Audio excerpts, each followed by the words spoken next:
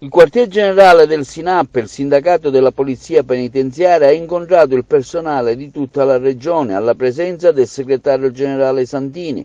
Durante gli interventi molti sono stati i punti trattati in un anno così difficile dovuto anche alla pandemia del Covid-19. L'anno è stato particolare sia per quanto riguarda la situazione della pandemia, quindi questo Covid ci ha visto veramente messi con le spalle al muro, perché comunque noi ospitiamo persone che vengono dalla strada con una percentuale altissima, anzi siamo stati bravi, il corpo della polizia tutto, in modo che è riuscito a gestire.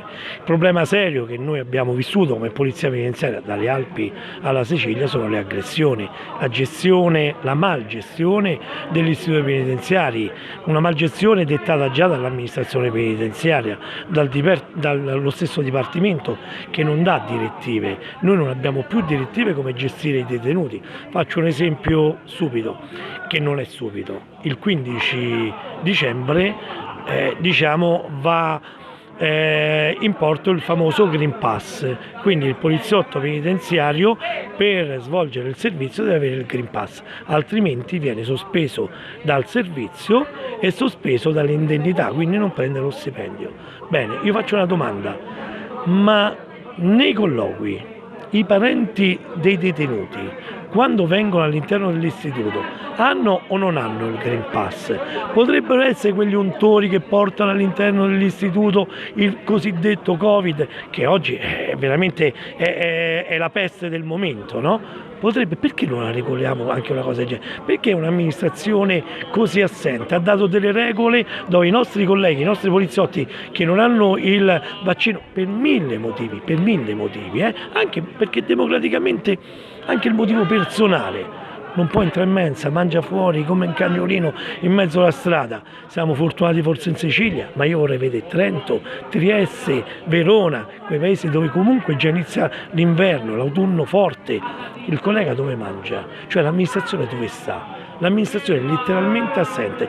Quindi sì, è stato un periodo duro, è un periodo duro, perché ancora non è finita il periodo dell'epidemia, ma non è finita il rapporto con l'amministrazione assente che non c'è, un capo del dipartimento che non esiste, un capo del dipartimento... Le proposte del sindacato, ecco, guarda, un futuro migliore, più che le proposte, noi siamo arrivati a un punto che dobbiamo più mettere toppe, quindi andare a riparare quelle che sono le pecche della nostra amministrazione. Non riusciamo, se l'amministrazione è assente, se un'amministrazione non è propositiva, di riflesso l'organizzazione sindacale si dedica più alla difesa del poliziotto che alla proposta, purtroppo, perché io devo difendere quello che succede giornalmente all'interno degli istituti.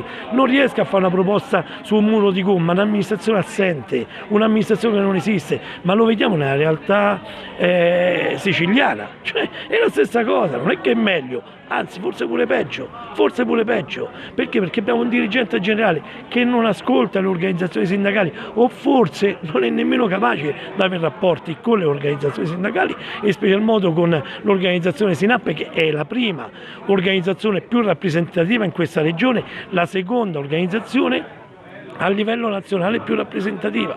Il problema è questo, il problema è che non c'è il vertice.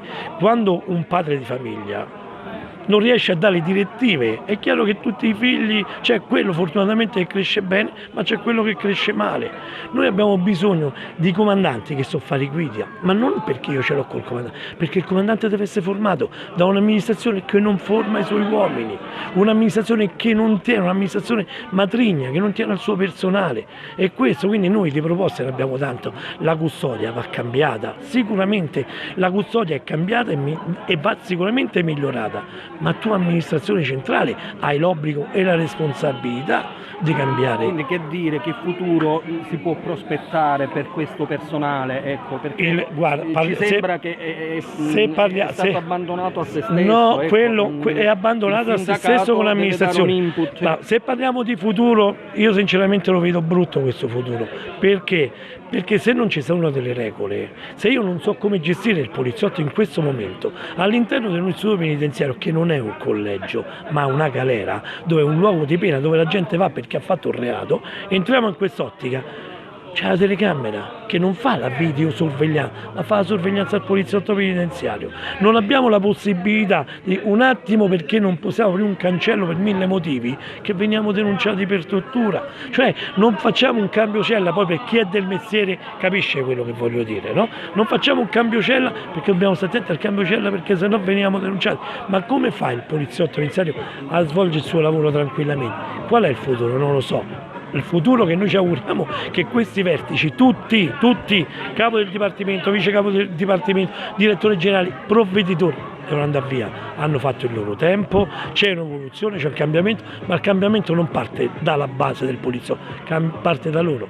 Loro, se vogliono, sono in grado di fare il cambiamento, ma un'amministrazione che fa acqua da tutte le parti, il cambiamento non ce lo possiamo aspettare. Questo è quanto, quindi un'amministrazione per la polizia, io auguro il massimo per la polizia penitenziaria.